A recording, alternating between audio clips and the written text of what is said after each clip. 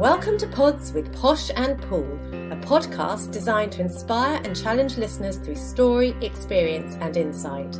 To face adversity, learn from suffering and discover how to embrace life with a heart filled with love and gratitude. We are so thrilled to have you journey with us and can't wait to share your stories. Join Sue O'Callaghan and Joanne Webb as we disrupt the theory that everyone has perfect lives. Join us as we talk about shame, how it comes about, how we hold it in our body, and how it does affect us if we don't address it.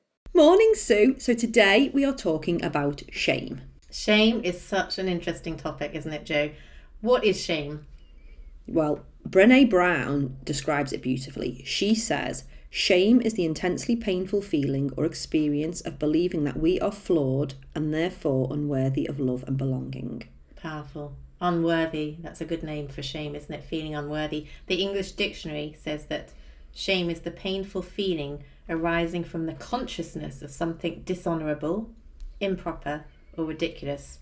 And this is interesting. It says done by oneself or another. So we can actually put shame on ourselves, but also other people can put shame on us, can't they? Absolutely. And I think when you look around and see people in pain, you know when people are in pain because they may be angry or bitter or resentful or just real pessimistic, then I think deep down a lot of those people will be carrying shame. And even humour can be used to cover shame. Sarcasm is a really powerful one that covers shame, and sarcasm actually is a really nasty one that puts shame on people, because you can say something really sarcastic to somebody which is funny, but it's a truth that you want to say to them that really hurts. I think sarcasm is a really nasty one. And I grew up in a family that was very sarcastic, and I thought sarcasm was meant to be funny, but actually sarcasm can be quite cruel. Yeah. So if you notice sarcasm, then there is a hidden element where you're putting shame on somebody else, or shame is being put on you. There's a difference between guilt and shame. So let's just go through that to start with. If you are to go and kick a cat in the street, guilt might say to you, what you've done is wrong. So guilt talks about the behaviour. And guilt is really good because it says to you, I'm not going to kick the cat again. That was wrong. Shame says to you, I hate myself for kicking the cat. Therefore, I'm not worthy. I'm not lovable. I'm a horrible person. And it doesn't convict you. So one is about the person. Guilt is about the behaviour. So always separate the two. One is helpful, one is not. Yeah, and another amazing quote from Brené Brown. She says, the difference between shame and guilt is the difference between I am bad and I did something bad. And that's exactly what you're saying. If you did something bad, that's a behaviour, isn't it? But I am bad, that's about you as a person, your soul, who you are, what makes you. Now, I don't think many people in this whole world are born bad, are they? There's, no. You look at sociopaths, psychopaths, they're a very, very tiny amount of the population, whereas most people may behave bad, but doesn't make them bad people.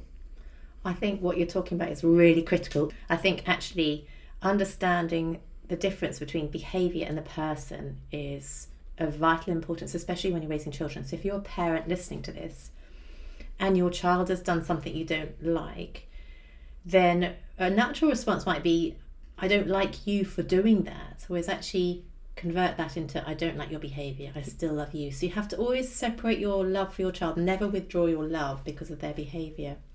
In schools and with sessions with parents, we always described everybody having a bucket of shame.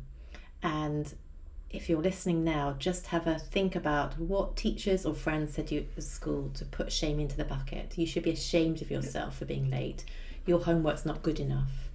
And so everybody puts shame into your bucket. And our job as adults and parents is to empty the bucket for ourselves, to get the shame out of the bucket, or get shame out of the bucket for our child.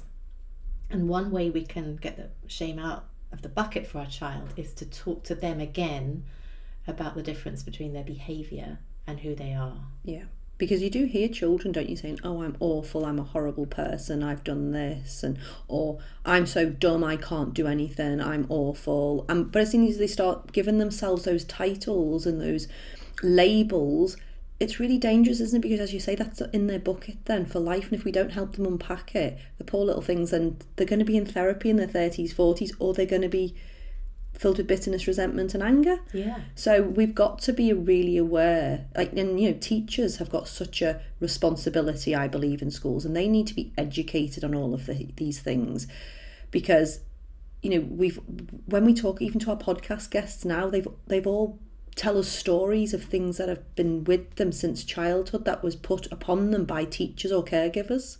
It's quite alarming. Yeah. And even saying something like, you can do better than that, it's putting it onto it's putting it onto the person, it's putting shame on the person. So I think it's really important to teach our children from a very young age. If you hand in a piece of homework and the teacher says, you should be ashamed of yourself, that's not good enough. Our children should understand the difference again between behaviour and the person. So you say to your child, it's true, you might not have tried hard enough. Your homework might not be of the standard you could actually do. You could do better than that. But you as a person are separate from that. And if your teacher says you should be ashamed of yourself, then they need to themselves take ownership to say to themselves, actually, my homework, you're right, was not good enough, but I still love myself. I didn't want to do my homework that night. I wanted to go and play with my friends. There was something better to do. Yeah. Or I couldn't be bothered, or it was a subject that didn't interest me. When I'm interested in a subject, I will work really hard for it, but not to carry shame. Yeah. And we need to teach our children. It's really critical to you listeners. If you've got children, teach them the difference between the behaviour and who they are. And remind them they're lovable. Yeah, and even for yourselves, because, even as adults are guilty of doing it just as much as children. And then there's obviously that type of guilt that we're talking about that people have put upon us. They've put it into our bucket. They've said things to us that we've absorbed, we've taken on as energy, and we've decided that that's the truth. And actually that is a decision. That's what I mean, especially when we have higher cognitive thinking. If somebody does say that to you, you have a choice whether you put that then in your bucket and you believe that as the truth. It's quite powerful when you can do that, when you actually can analyse what's been said to you and go, am I going to take that on board or am I not? And I think that's a really important thing to do as well. But then there's the other type of shame, and that's when, as you say, if you kick the cat and then you think I'm really bad, then you're deciding to choose something over your life as well. And that's where forgiveness is such a powerful tool, isn't it? Because we all do things in life that are wrong. When nobody's walking this planet perfect. When we have something that we've done or others have done to us, if we don't get over that shame, it does stay with us on a cellular level, subconscious level, and it affects everything we do in life. And it's like a virus that sits inside of us and breeds. There's a ripple effect of that affects relationships, it affects our work, our school, whatever we're doing. It goes into every area of our life. But you've just talked about having choice, and it's a really interesting topic, having choice, because I think when we're aware of what shame actually is, when we're aware there's a bucket there, then we have got choice as to what we do with it. So I think the first step is always to go on that journey of self-discovery and understand, again, number one, the difference between guilt and shame. Number two, that we've got the bucket there, and then to say, yes, we've got choice. Because you have an incredible story, and it'd be interesting to know how you dealt with shame that you carried in your life, and maybe explain to the listeners what you found helpful on your journey. Well, I had an abortion when I was 14 years old, and it wasn't just a straightforward abortion. We'd left it a few too many weeks, and I ended up having to go through almost a full-on birth. And an abortion at any age is traumatic, and it's generally not a choice that people would want. It's something that they've, it's like their last option, isn't it? And that was for such starters. A young age at the age I was a of child. 14. Yeah. I was a child. I thought I was a grown-up. I thought I knew more stuff. But I was a child, so I had this traumatic experience which brought about a lot of shame. And for me, the shame was brought on because I was telling myself, Joanne, you knew better. You didn't have to get into that situation. I did know about the birds and the bees. I did know how babies were made. I shouldn't have allowed it to happen. That's what I told myself. But at the end of the day, I was 14. But of course, if you listen to them words that I'm saying, nowhere in that is there any forgiveness. And then I love children. I love life. And then I go on to have my children, and even within them years from 14 to 23 before I had my first baby, I suffered on and off from depression, and I was overwhelmed with it the time of the year that I had the abortion, or the baby should have been born, or when I got pregnant. It's amazing how your body just remembers things. And then, of course, when I have my baby at 23, I'm totally in love. And I am in love. But, oh my goodness, this shame, this pain was so severe because I thought, oh my goodness, I killed a baby that I should have been, this should be in my life and I should be looking after. And as a mother, you know, we do everything we possibly can to protect our young. So it goes against everything we are born to do. And of course, then I go off and have more children, but I suffer from depression for 20 years. And, you know, some of it was postnatal, some of it was just, it was depression. And then I ended up having a nervous breakdown around about the age of, I think I was either 33 or 35, around about that age. And everything just got too much. And that's when I started my journey of healing, I think. You know, my first marriage broke up. I went on a certain healing journey, but then got into my second marriage, which is totally different. But I then went on my journey to find self-love, because when my second marriage was toxic and my switch was flicked that I needed to start loving myself.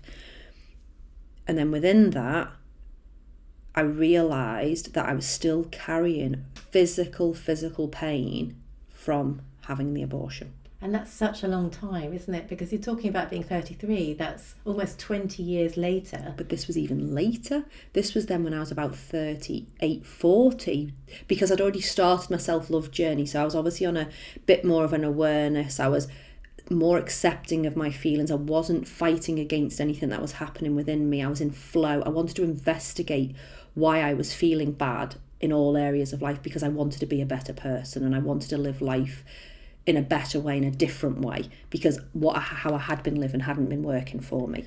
Well, it's interesting because you talk about suffering from depression, and we've had many people come onto our podcast, haven't we, that have talked about depression. And one of our guests, Ken Clearwater, he was sexually abused at a young age. And Ken tells his story of going into depression and struggling for many years with mental health. And so often, I mean, I'm sure if you're listening to this and you're suffering from depression, it will resonate in some way that there was a trigger in your life. And therefore we want to really unravel what the root of depression is. Have you got a bucket that's full? We all have a bucket, but is your bucket full, and is it at the stage where you need to start taking out what's in it? And it took you such a long time to do it. And I think that's very normal for us, isn't it, in our 40s, 50s, to start to say, gosh, I actually haven't dealt with lots of things in my childhood. I didn't even know I had to deal with things in my childhood. I thought I just had to deal with the problems of today, my relationship arguments, or the fact that my children are seemingly gone off the rails, or the fact that my career isn't as I thought it would be. But we need to go back again and again and again. I totally agree. And I think, you know, we are such advocates about mental health. And I think people need to understand, I mean, depression, anxiety, stress levels, they are on the increase. You know, you look at predictions for the future and, you know, they say mental health is going to be one of our biggest killers by 2030. It's alarming. But I think people don't realise how good they're supposed to feel. But, you know, even I'll compare it to something physically. So say if somebody's got a niggle in their knee, oh, my knee's niggling, oh, my knee's niggling, oh, my knee's niggling, oh, you know, oh, it hurts when I get up off the sofa, oh, it hurts when I kneel down on the floor. And they live with this for as long as they live with it. And I say to my, you know, I'm obviously a fitness expert, and I say to my clients, that's not normal.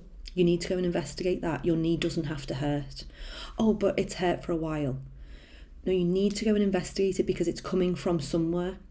And I think depression and, well, all of these things, you know, anxiety, one is about worrying about the future. Depression is thinking about the past. Depression is mainly about things that we're ashamed of from the past.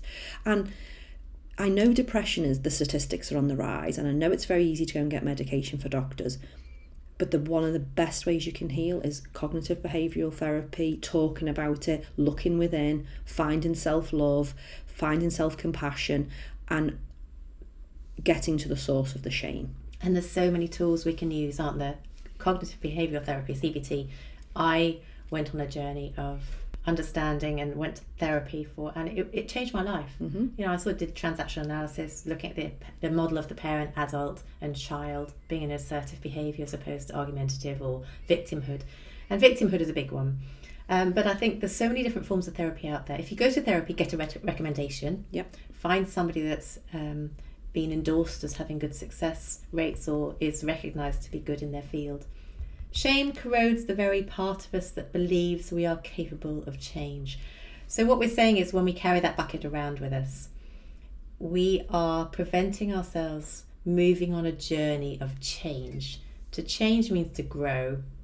So what are the 3 steps we need to take to move from having this bucket that's full, half full, has got shame in it, to becoming a completely whole, healthy human being where we are thriving and loving life? Well, as always, we say this, and it's this almost the same kind of thing with everything we talk about. It's about the awareness, acknowledgement, kindness, understanding, isn't it? Understanding that there is an issue for starters, and accepting that there is things that you need to look into.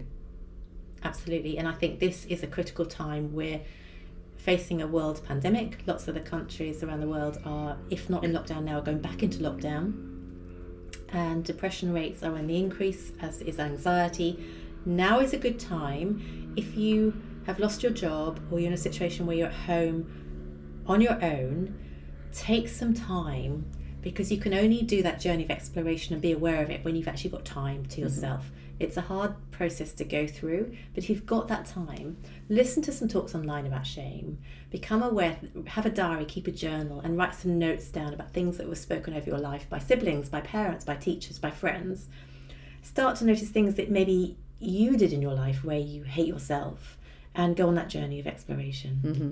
And always just be aware, they're aware that there is some underlying things, and you may not find the answers immediately. And we talk about, don't we? We talk about the onion and the layers, and you may think it's one really obvious thing, but then actually then you delve down, and then you think, oh my goodness, it was something that a teacher said to me when I was 5 years old. You weren't expecting it to be that thing, which is the source of it, but that might have been when you very first had that feeling.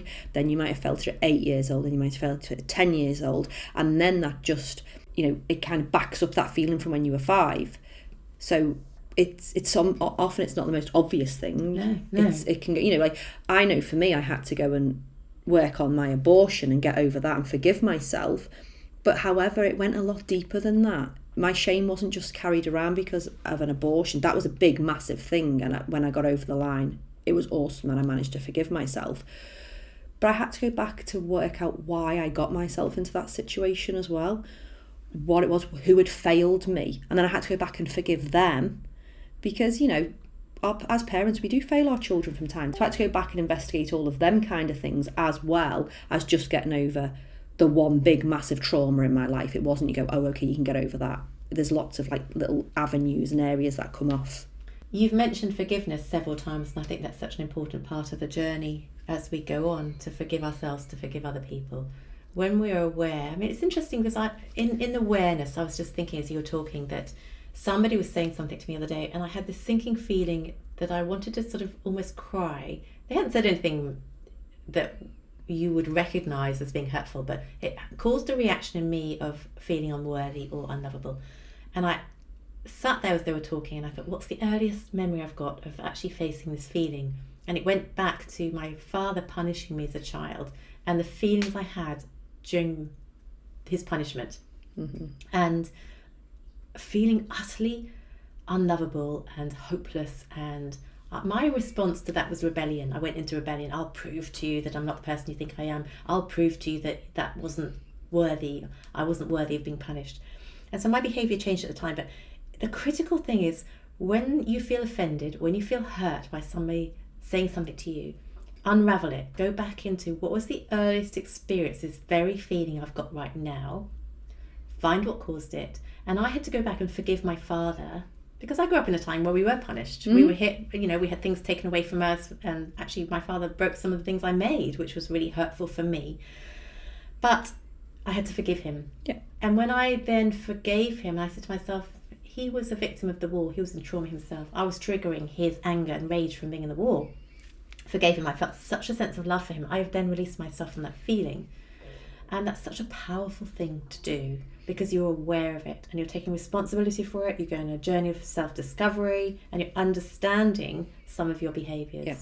And I I think that's all absolutely valid and absolutely beautiful, and it's something that we all need to do. We need to do it on almost a regular basis to find out who we need to forgive and what we need to forgive ourselves for. However, I'm not too sure, can we forgive if we're not in a place of liking ourselves? It's very, very hard to forgive. Maybe you can forgive others, but it's very, very difficult to forgive yourself if you're in a place of not feeling worthy, or not feeling lovable, or not feeling enough. So the first step, as we've said, is awareness, or all of those other beautiful words that comes around that. And the second step is probably really starting to be kind to yourself. Go on that journey of self-love. Start to be your own best friend rather than your enemy. Stop saying all those nasty things to yourself, because you've got to change those words that you're speaking over yourself to change your thought patterns. You can't just change your thought patterns if you're going to keep saying nasty things to yourself. The cycle has to be broken. So once you are aware, I think definitely the next step is to then start to try to like yourself. And go on that journey of self-love. And that's a whole nother topic in itself, isn't it? Yeah. And we've released an amazing podcast. It's a great podcast on how we actually go on that journey of finding self-love. And what tools and strategies and techniques can we use. And that's so powerful as well. You're right, that if we don't love ourselves and we don't know how beautiful we are, and we don't know we have such an amazing purpose, we've got so much to bring, then we can't also forgive as well. We don't think we're worthy of forgiveness. But so they go hand in hand, and maybe you have to start forgiving yourself a little bit before you can love yourself. I don't know. I think there's a different recipe for each person. Yeah. But I think it's something definitely to be aware of when you're going down that journey. Yeah, definitely. And coming back to, you've got an amazing story of how you translated shame into learning to love yourself and living now an abundant, prosperous life with 4 beautiful teenagers. And I think that is really important, because when you understand that your story is your past, it's gone, it's finished, you are who you are today, and you've evolved into this beautiful human being, you can then take your story and you can say, there's many people that need my story because they too are going through what I went through. There's people going through abortions at a young age that need the tools and strategies and techniques I used.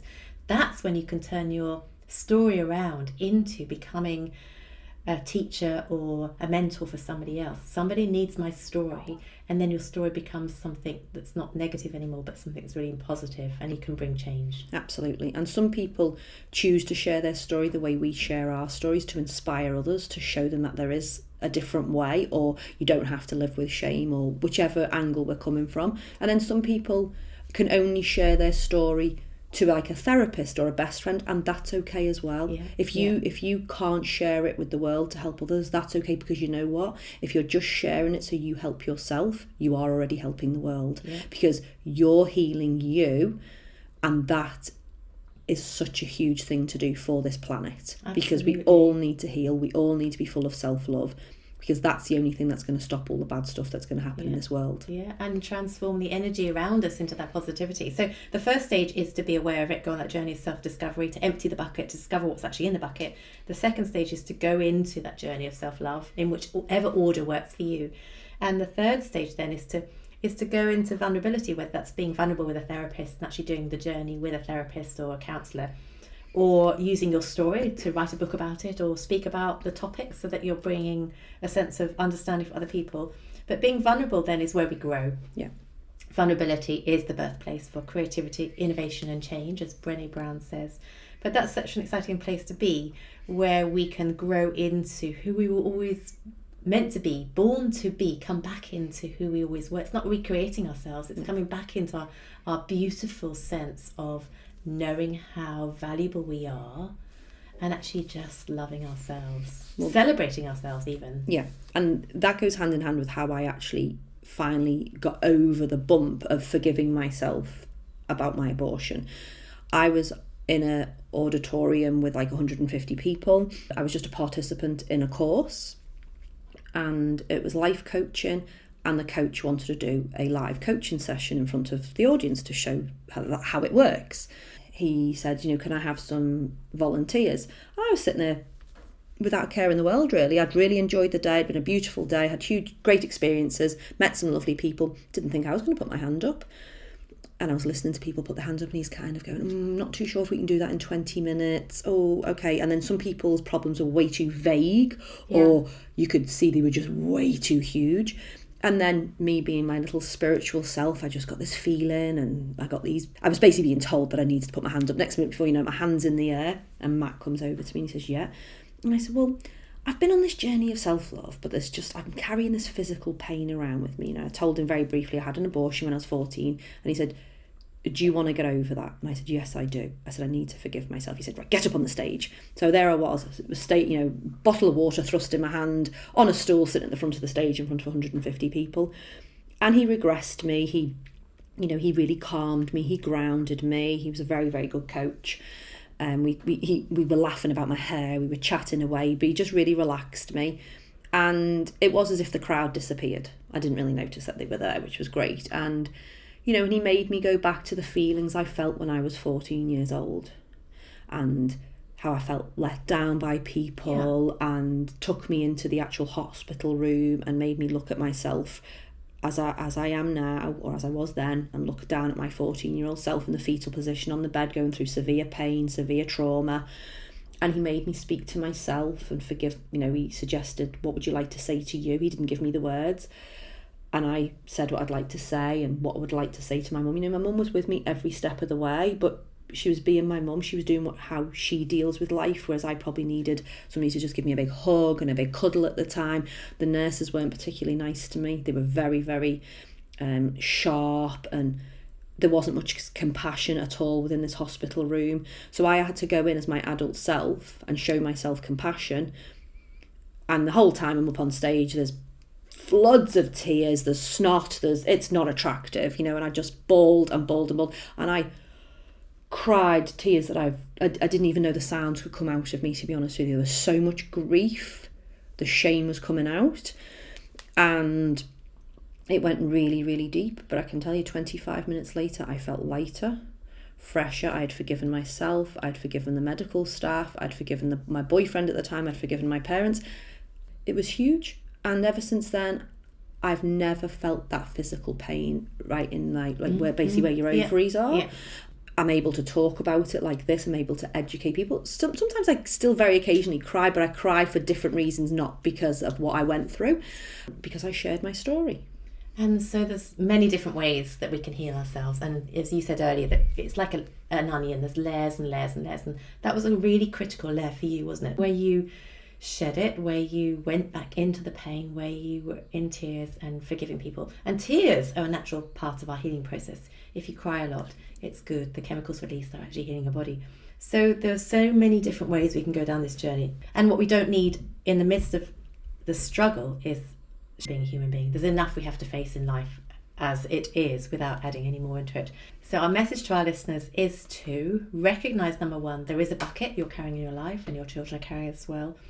To go into the journey of being aware, do some research, have a think back to your childhood when there's triggers, recognise the earliest memory you've got for those triggers. Forgiveness is a big part of the journey. Go on your discovery of self-love, listen to the podcast on finding self-love, the tools and techniques, and be vulnerable in it, because there's so many different ways, as you said earlier, that people can do this journey. There's not a set method for it, but listening, discussing, thinking, going through the process. And even take time to go on lovely walks by yourself, thinking, healing. What is it you would love to do for yourself to heal yourself at this moment? Is it light a candle? Is it just sit down with a coffee in your hand? Is it to write a journal? Is it to put some music on? Is it to do some meditation?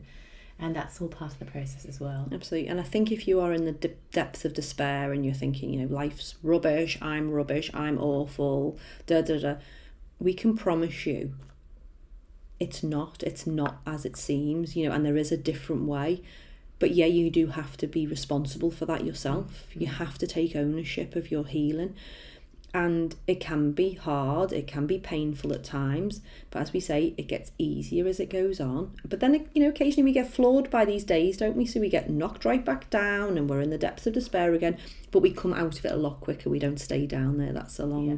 But yeah, there is a different way. It is lighter and brighter. And it's so worth the journey to do. It's so worth it in every single sense. We will leave that one with you then, and we wish you well on your journey. And if there's anything we can do to help, please get in touch with us on podwpp@gmail.com. Thanks so much for being with us today. For us to inspire others to live their magnificently imperfect life, please subscribe and leave us a 5-star review on iTunes or on your podcast app. You can also follow us on Instagram and Facebook at Pods with Posh and Pool. We can't wait for you to join us on our next episode. Love, light and peace.